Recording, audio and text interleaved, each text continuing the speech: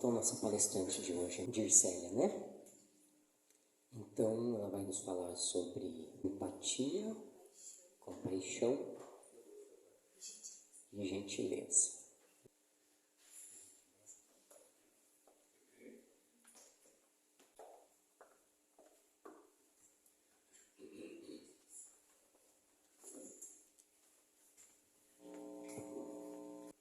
Boa tarde. Obrigada por vocês estarem aqui hoje.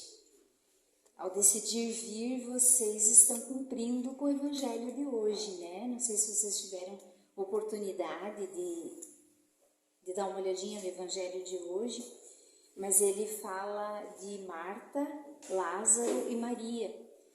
É aquela parte que Jesus chega para fazer visita na casa de Maria, Lázaro e Marta, e Marta começa a limpar a casa, a arrumar as coisas, a fazer a comida para Jesus, e Maria fica incomodada, senta-se aos pés de Jesus e começa a ouvir o que Jesus tem para falar.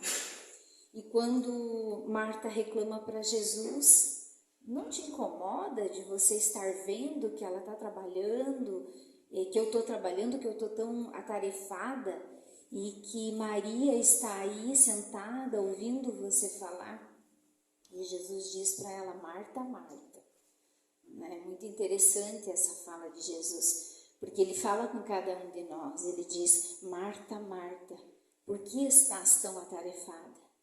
Por que você está ocupada com tantas coisas? Maria escolheu a melhor parte, né?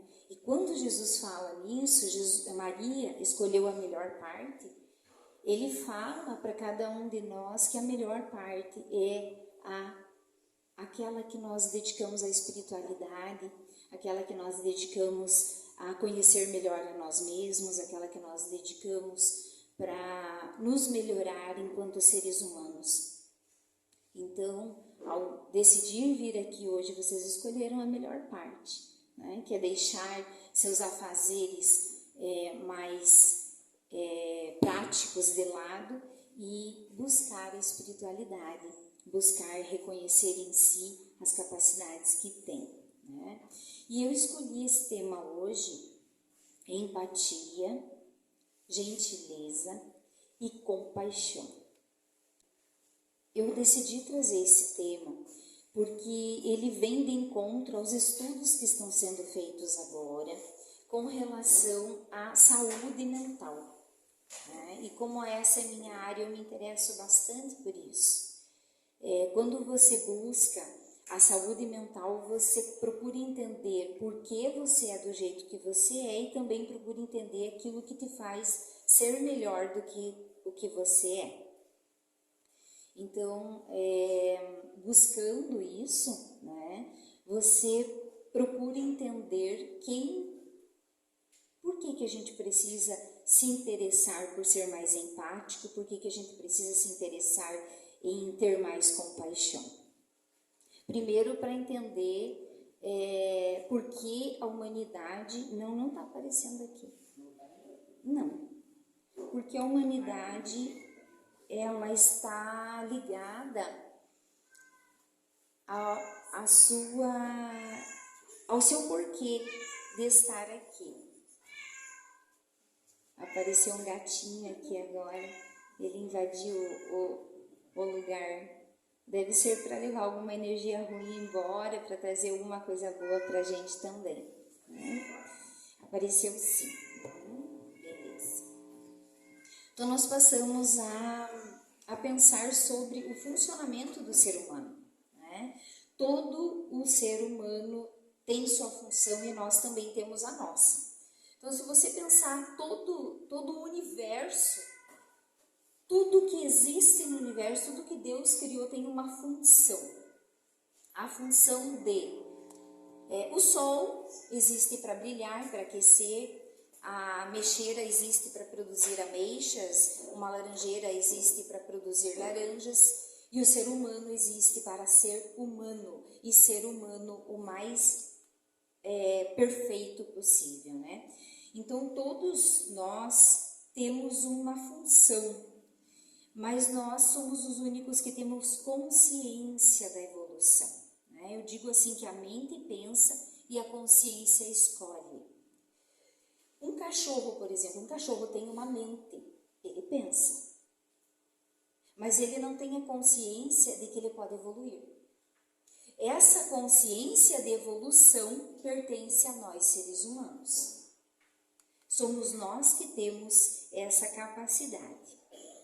E nós, então, somos convidados a sermos humanos cada vez melhores, e isso significa agregar valor aos dons que nós temos. É usar aquilo que nós temos de perfeição, de bondade dentro de nós, para sermos melhor para nós e também para aqueles que estão perto de nós. Entendendo que nós estamos aqui para evoluir, nós temos que entender como evoluir. E uma das formas mais importantes de evolução, até o Célio falava agora há pouco, é o conhecimento, é o estudo, né? Então o crescimento, ele passa pelo conhecimento. Qualquer crescimento na tua vida vai passar pelo conhecimento, pela busca do conhecimento, pelo estudo. Ninguém consegue tocar violão sem ter estudado isso, sem ter se dedicado a isso, sem ter aprendido a ler uma partitura, a fazer as notas no violão, a buscar os tons corretos para cantar. Ninguém consegue fazer uma cirurgia sem ter 10, 15, 20 anos de estudo para conseguir entender o que ele está fazendo ali. Então, não existe evolução sem que você busque conhecer sobre aquilo que você quer fazer. E você não pode fazer as coisas de qualquer jeito. Você precisa fazer aquilo com conhecimento. Então, buscar conhecer, buscar estudar é muito importante. Então, busque esse estudo sobre a vida. Essa semana eu atendi um rapaz, ele disse: eu não gosto de ler. Tudo bem, você não gosta de ler? Baixe vídeos no YouTube, audiobooks, mas busque conhecimento, busque entender sobre as coisas, sobre si mesmo, sobre neurociência, sobre qualquer coisa que te faça evoluir, que te faça crescer, que te faça ser uma pessoa melhor para você e para o outro. Aonde você trabalha, você pode buscar ser uma pessoa melhor através do conhecimento, através do estudo, né? Disse que os grandes gênios se fizeram quando não tinha distração. Os grandes gênios, eles conseguiram chegar às grandes invenções porque eles não se distraíam. Eles focavam naquilo que eles precisavam desenvolver. Eles gastavam horas trabalhando em cima daquilo que eles queriam ser bons, naquilo que eles queriam deixar como legado para a humanidade. E hoje, quando a gente tem um tempo para parar, a tendência é que a gente vá assistir uma Netflix, que a gente vá pegar o celular, que a gente vai fazer qualquer outra coisa que nos distraia daquilo que nós realmente viemos fazer aqui nesse mundo, que é crescer enquanto ser humanos, que é evoluir, né? Então, nós não estamos aqui dizendo que não é bom que você tenha distrações, que você possa buscar momentos de felicidade, onde você possa fazer coisas que te alegrem, que te agradem, mas que você não deve deixar de lado a parte do estudo, a parte da busca daquilo que é sério, daquilo que é necessário para a tua vida.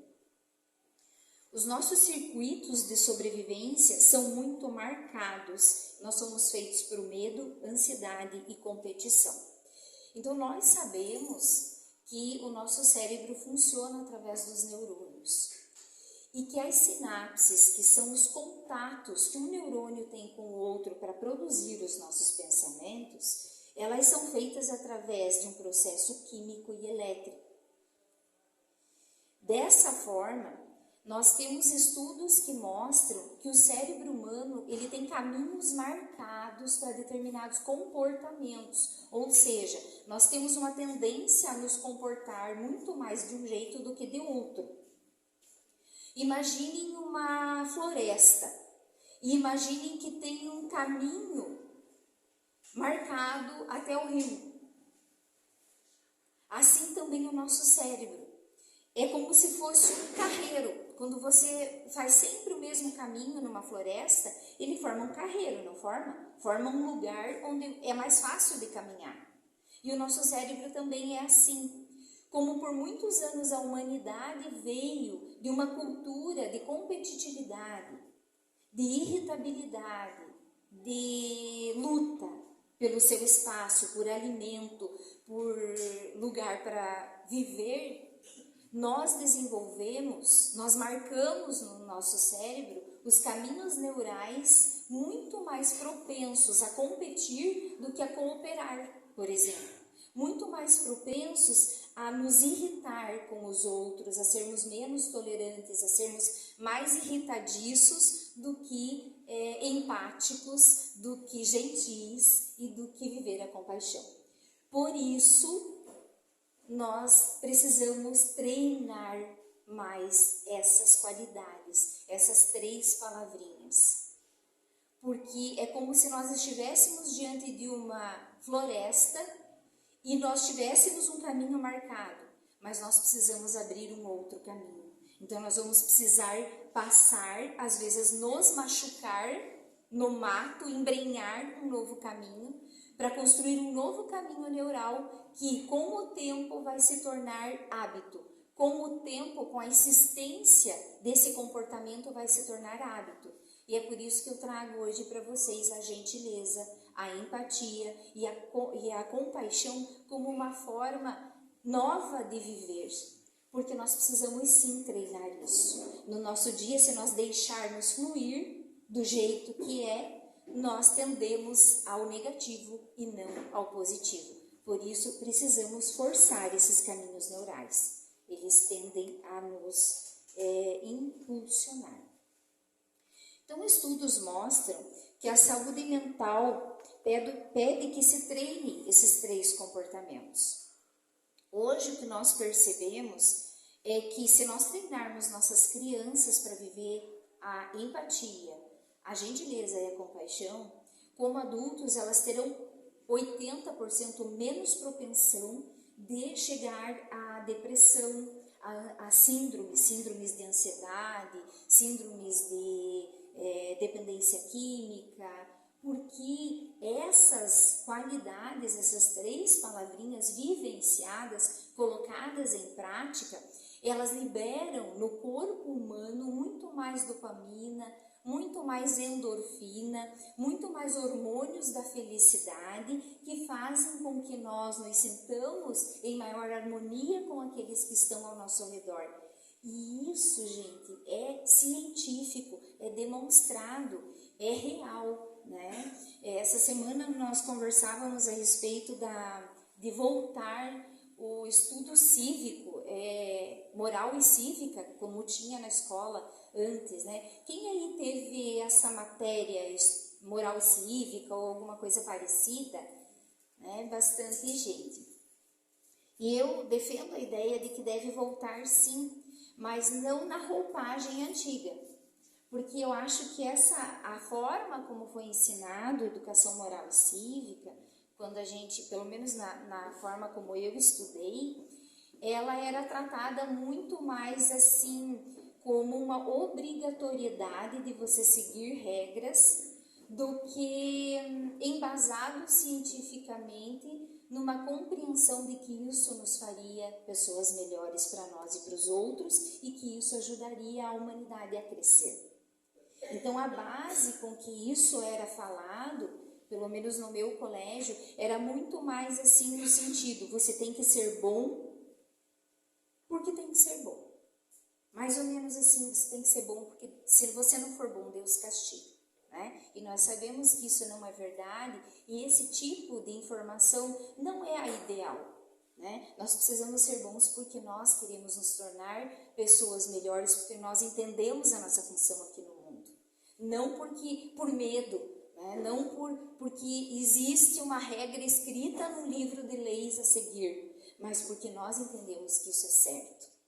Então eu defendo que isso volte, que os valores morais voltem a ser trabalhados na escola, mas neste sentido de mostrar para a criança que aprender a colocar essas 3 palavrinhas em prática vai trazer para ela e para as pessoas que convivem com ela uma vida humana mais saudável, emocionalmente mais saudável.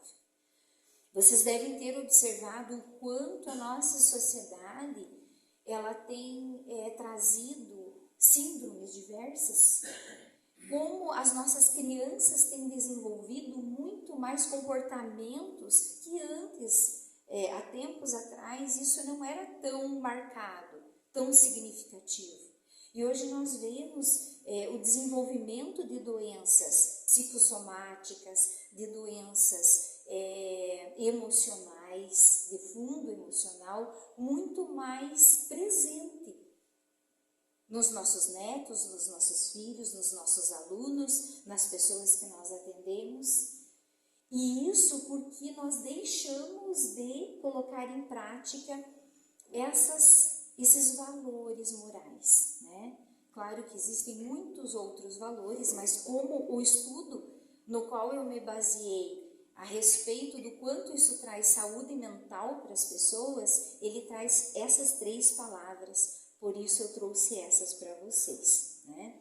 Então, é a empatia, a gentileza e a compaixão.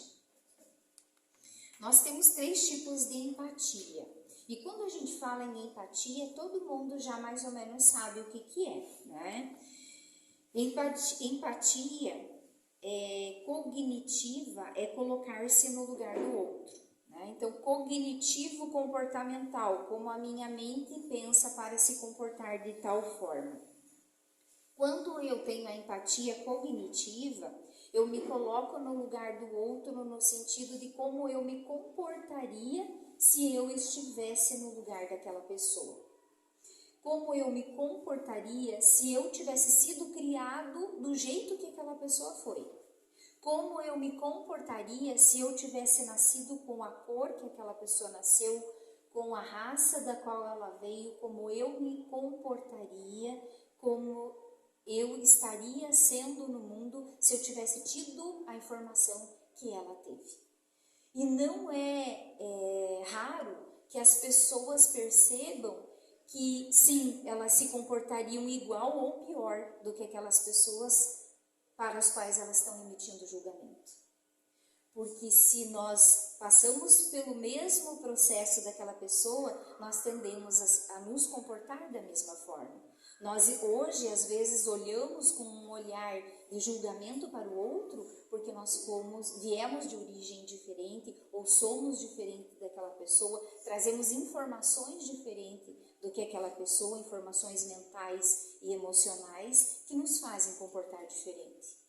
Mas, se tivéssemos vivido as experiências que aquela pessoa viveu, desde criança ou até em outras vidas, nós sim nos comportaríamos também daquela forma e talvez até pior, né? Então, a cognitivo-comportamental, ela interpreta como eu me coloco no lugar do outro no comportamento. Empatia emocional, como o outro se sente. Eu procuro me sentir como o outro se sente. Eu procuro colocar-me no lugar do outro, na sensação, nos sentimentos que ele está passando, que ele está vivendo. E quando eu faço isso, eu também tenho uma redução muito grande de nível de julgamento, porque eu consigo sentir o que aquela outra pessoa sente. As questões sociais que nós temos enfrentado hoje, como por exemplo racismo, objeção sobre preferência sexual, essas situações sociais, elas diminuem muito quando eu me coloco no lugar do outro, neste sentido de como ele se sente sendo quem ele é. E o outro tipo de empatia é a empatia compassiva, onde eu me coloco no sentido de compreender sem julgar, né? O que realmente não é fácil, mas quando nós nos colocamos nessa posição, nós nos tornamos pessoas muito melhores.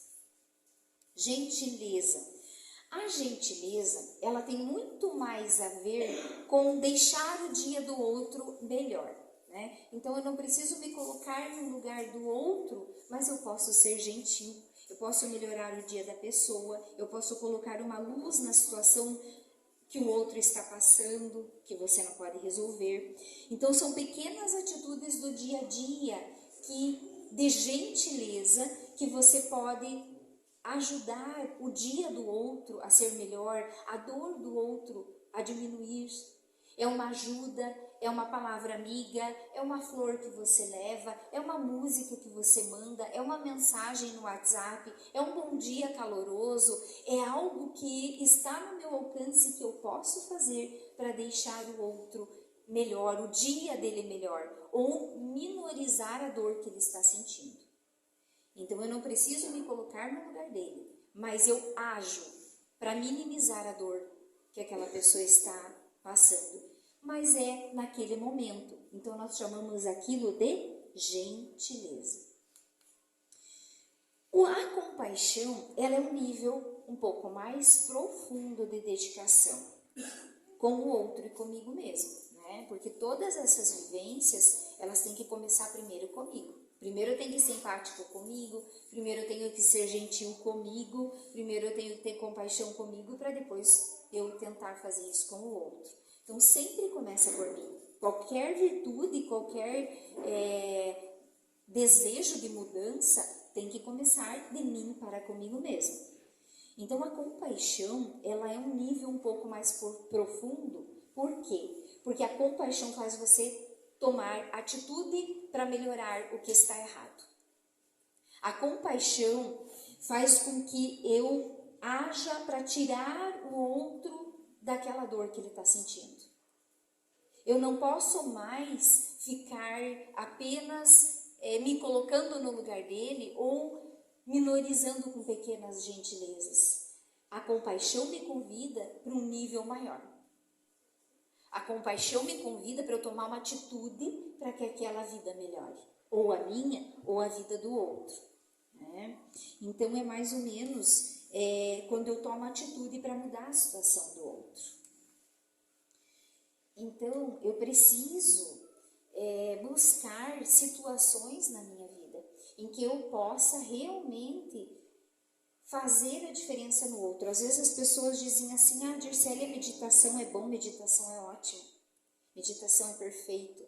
Só que ele só limpa a minha mente, ele só organiza as coisas aqui dentro. A compaixão é mais do que isso. Eu posso meditar o dia inteiro, eu posso meditar por semanas, mas isso não faz necessariamente que eu levante a minha bunda da cadeira e vá lá ajudar quem está precisando. A compaixão exige que eu faça isso, exige que eu entre em ação, que eu tome atitude. Então pense, para exemplificar essas 3 palavrinhas, pense agora numa pessoa que você ama. Pode ser em qualquer nível de amor, em qualquer condição. Pense numa pessoa que você ama. Pense agora nessa pessoa sofrendo. Pensou? Pense agora o que você pode fazer de concreto e real para que aquela pessoa realmente possa parar de sofrer ou diminuir aquele sofrimento. Ou mudar de rumo na vida. O que você pode fazer de concreto? Aí você tem os 3 níveis. Quando você se colocou, quando você pensou na pessoa que você ama e quando você sentiu a dor daquele sofrimento, você teve empatia. Se você der um sorriso para essa pessoa ou mandar uma mensagem gentil, você está fazendo uma gentileza. Mas quando você pensou no nível de o que eu realmente posso fazer para mudar aquela situação, você usou de compaixão.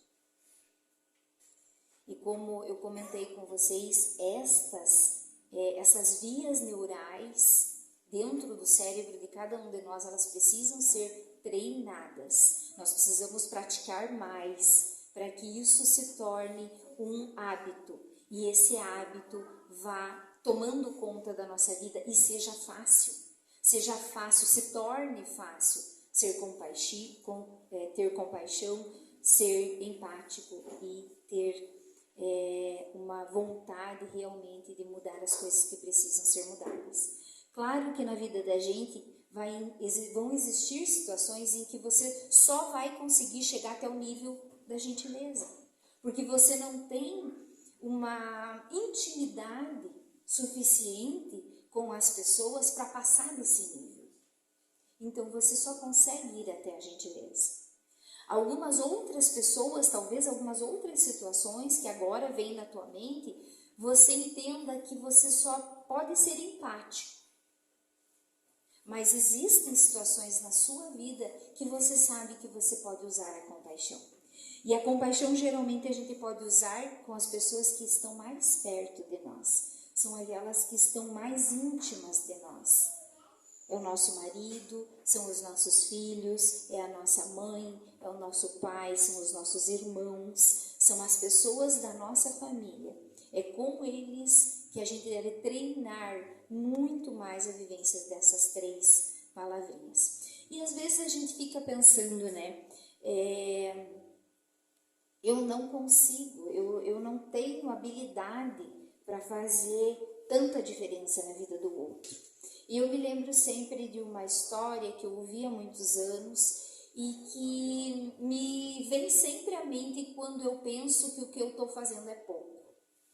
Uma menina gostava muito de estudar e ela ia para a escola, mas a mãe dela não era muito preocupada em arrumar, em mandar ela limpinha, em organizar o material. E ela ia para a escola todo dia, não perdia horário, gostava de estudar, cooperava com o professor e levava as tarefas sempre prontas. E o professor se compadeceu daquela situação e ele pensou, nossa, uma menina tão inteligente, tão dedicada, eu vou fazer uma ação para tentar ajudá-la. E ele comprou para ela um vestido azul, lindo, maravilhoso. Imagine aí na tua cabeça um vestido azul lindo. E o professor entregou para aquela menina. E a menina chegou em casa empolgada, feliz, vibrante com aquele vestido.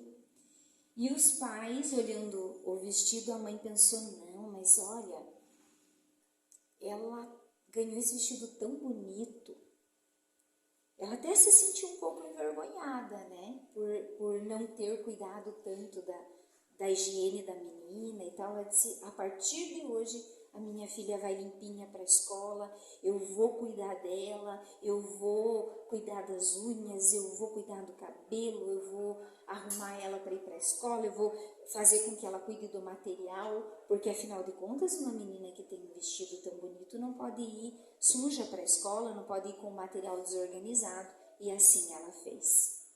Passado um tempo, o pai se incomodou e pensou, como é que a minha filha é tão bonita, tão organizada, agora está indo para a escola e mora numa casa tão descuidada, tão desleixada, e a partir de hoje eu vou começar a organizar essa casa.